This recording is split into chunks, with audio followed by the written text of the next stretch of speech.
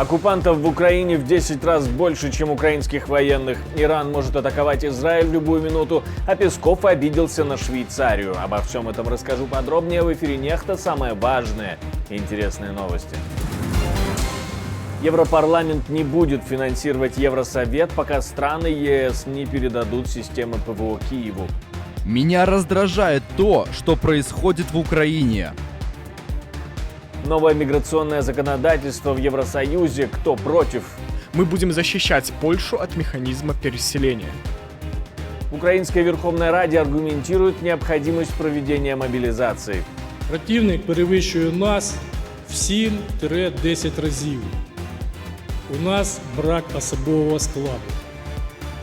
Спасибо, что смотрите, спасибо за доверие. Не забывайте ставить лайки и не забывайте оставлять комментарии. Нам важно знать, что вы думаете обо всем, что происходит в мире и что мы вам рассказываем. Собственно, сейчас и начнем. Силы обороны Украины проигрывают в численности оккупантам на Востоке. Об этом говорит командующий объединенными силами во время выступления в Верховной Раде Украины. Противник перевищує нас в 7-10 разів. У нас брак особового складу. Тому я до вас дуже прошу, прийміть цей закон. Він нам конче не потрібен, він нам дуже потрібен. Дуже. Ми тримаємо оборону з останніх сил. Прийміть цей закон. І Збройні сили вас не підведуть. Не тільки вас, а й весь український народ. Від'їжджаючи в війська, я сподіваюся, що я зможу. От я можу їм сказати, що все нормально, ребята. Аналитики Института изучения войны отмечают необходимость не только в кадровом составе и в пополнении бригад и подразделений, но и в боеприпасах, технике и в помощи Запада. Фронт. Я четко очертил то, что планирует делать Путин в этом году. У нас есть достаточно информации от разведки. Критически важно, чтобы каждый партнер выполнил обещанное по поставкам оружия и снарядов, а также по нашим договоренностям о совместном производстве. Швейцария примет у себя мирный саммит по просьбе президента Украины Владимира Зеленского и уже провела переговоры с ЕС, странами-членами G7 и такими странами, как Китай и Индия, чтобы оценить их интерес к участию. Саммит пройдет 15-16 июня на курорте Бургеншток в кантоне Нидвальден, недалеко от города Люцерн. Его целью станет создание рамок, благоприятствующих достижению полноценного прочного мира в Украине, а также конкретной дорожной карты для участия России в мирном процессе. Подготовка последних нескольких недель дала нам достаточно гарантий в отношении международного интереса, конференции и ее формата, чтобы теперь перейти к ее организации. На этой неделе Швейцария отправит за подписью президента Конфедерации Амхерда приглашение на июньскую конференцию в более чем 100 государств. Работа по обеспечению мирного сосуществования народов – это наш конституционный мандат. Мы не знаем, будет ли он успешным в данном случае. У нас нет гарантий. Однако, учитывая страдания гражданского населения и трагические последствия войны, Федеральный совет берет на себя инициативу по началу мирного процесса. В России уже отреагировали на мирную конференцию, на которую их не зовут. Сначала надо понять, о чем там идет речь, о какой формуле мира. Это первое. Второе, мы неоднократно говорили, что, конечно же, переговорный процесс без России, он бессмысленен, и, по сути, является переговорным процессом впустую. Президент Путин неоднократно подчеркивал, что мы сохраняем открытость для переговорного процесса. Этот процесс для нас является предпочтительным для решения наших задач. Но в условиях, когда этот переговорный процесс сами себе запретили украинцы, пока мы не видим каких-то горизонтов впереди. Россию обещали пригласить на следующие этапы мирных переговоров. В Швейцарии будет разрабатываться только база, основа для переговоров последующих. Европарламент отказался принимать решение о финансировании Евросовета, пока страны Союза не передадут Украине дополнительные системы Patriot. Такое решение Европарламента можно назвать беспрецедентным. Его поддержали 515 депутатов, против были 62. Меня раздражает то, что происходит в Украине. Раздражает, потому что, как вы все видели, в последние 20 дней Количество нападений русских на обычные города Украины, больницы, электростанции, квартиры, жилые дома растет.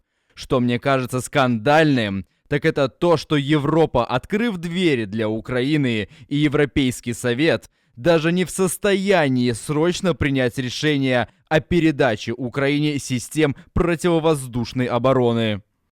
У европейских стран есть около сотни систем, которые так или иначе не задействованы в активной обороне, а у Украины, которая ведет войну, таких всего 7, говорит евродепутат, и его речь встречают аплодисментами. Действительно, может быть, Европа готовится к обороне сама или делает вид, что готовится? Мы задали этот вопрос эксперту, дипломату Александру Хари. Посмотрим на проблему в историческом контексте. После развала империи зла европейцы, ну и вообще Запад в целом расслабился. Им казалось, что не будет широкомасштабных конфликтов на европейском континенте, и поэтому можно кардинально сократить соответствующие траты на оборону. И так называемый peace dividend, то есть дивиденд миру, по большому счету был проеден. Для европейцев у них сейчас дилемма, и точнее несколько дилемм. Поддерживать Украину, которая уничтожает агрессивный потенциал Российской Федерации сейчас и, в принципе, с помощью наших партнеров может и достичь своих целей, то есть завершения войны, освободившей свои территории. И другая как бы часть дилеммы – это усиление себя для того, чтобы россияне и не подумали начать Третью мировую войну без непосредственным столкновением с странами НАТО. Мы видим риторику, риторика очень правильная, и видим в некоторых странах достаточно быстрые, скажем так, попытку реализовать необходимые подходы. Я имею в виду и перестройку военной машины, милитаризацию, как мы видим, например, в Польше. Польша сейчас тратит 4% ВВП на оборону, и прежде всего эти деньги идут на покупку новейшего вооружения для того, чтобы свои возможности увеличить. Если на севере Европы все прекрасно понимают угрозу со стороны России, как непосредственно, я имею в виду наземную, так и то, что происходит в Балтийском море, но также и фактически Арктику, она приоритетно является там для Финляндии, Норвегии, я уже не говорю там Канады, Соединенных Штатов. Как-то в тем временем в Южной Европе люди понимают угрозу немножко по-другому, они смотрят на конфликт на Ближнем Востоке, потоки беженцев и другие мягкие угрозы, которые, собственно, как бы требуют определенных ответов. И вот поэтому, конечно, хотелось бы видеть, что европейцы, прежде всего в рамках НАТО, пересмотрели свои планы, каким образом они собираются сдерживать Российскую Федерацию. Не дай бог, Соединенные Штаты убираются с европейского континента. Перед европейцами становится вопрос ядерного сдерживания.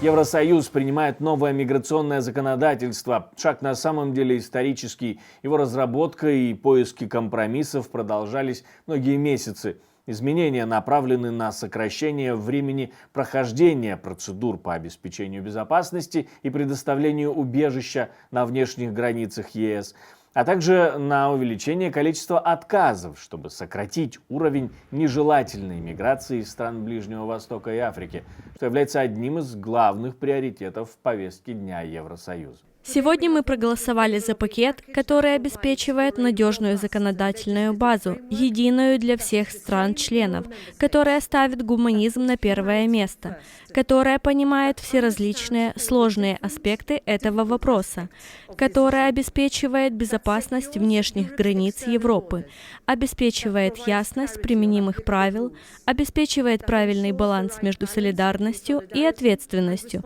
при полном уважении основных прав. Министр иностранных дел Бельгии назвал эту инициативу нарушением статуса КВО, который должен привести к позитивным последствиям. Законопроект подвергся критике со стороны евроскептиков, правых партий и тех, кто занимает антимигрантскую позицию. Новый пакт о миграции и убежище, который вводит так называемый механизм солидарности, призванный более равномерно распределять обязанность обработки запросов на убежище между странами ЕС. Премьер-министр Польши, например, заявил на пресс-конференции, что, несмотря на решение Европарламента, Польша не согласится на предложенный механизм расселения. Polska nie zgodzi się na mechanizm relokacji. Польша не согласится на механизм переселения. Так или иначе, мы увидим, каким будет окончательный вариант этого пакта. У меня есть определенные возможности создавать определенные союзы. И, конечно, мы или принимаем механизм переселения, или платим за то, что мы не приняли этот механизм. Этот механизм Польша применять не будет, я надеюсь. Знаете, сейчас есть проблема еще и потому, что приближаются европейские выборы, и люди, особенно те, кто участвовал в создании этого миграционного пакта, были настроены очень решительно. Я не исключаю, что после европейских выборов политическая структура парламента тоже немного изменится, и мы вернемся к этой теме по-другому, но я хочу всех успокоить. Мы найдем такие пути, потому что у нас в голове уже все продумано, что даже если этот пакет вступит в силу более или менее в том виде, в котором он был проголосован сегодня в парламенте, мы будем защищать Польшу от механизма переселения. Польский премьер-министр говорит, что он понимает, что есть страны, которые принимают беженцев, и для них это становится уже тяжким бременем. Но должен быть механизм, который такую миграцию может попросту уменьшить. Иран может атаковать Израиль в ближайшее время. Источники Bloomberg сообщают, что целями ударов могут стать военные и правительственные объекты. Несколько дней назад Иран якобы отправил Вашингтону предостережение. Американские объекты будут считаться законной целью, если Вашингтон станет поддерживать Израиль в случае нанесения ударов со стороны Тегерана. Скорее всего, эти удары могут быть местью за обстрел Дамаска, якобы армии обороны Израиля, в результате которого погибли иранские офицеры стражи исламской революции. Премьер-министр Израиля говорит, что его армия готовится к разным сценариям. Я сказал, что мы переживаем сложные времена. Мы находимся в разгаре войны в Газе, которая продолжается в полную силу. В то же время мы продолжаем прилагать усилия по возвращению наших заложников. Но мы также готовимся к разным сценариям и вызовам на других направлениях. И мы установили простой принцип. Кто бы ни причинил нам боль, мы причиним боль ему. Мы готовимся удовлетворить потребности государства Израиль в безопасности, как в обороне, так и в нападении. Я и народ Израиля доверяем вам. И пусть нас всех ждет большой успех. В миссии Ирана при ООН заявили, что могли бы отказаться от нанесения ударов по территории Израиля, но только если Совбез ООН осудит действия израильских властей.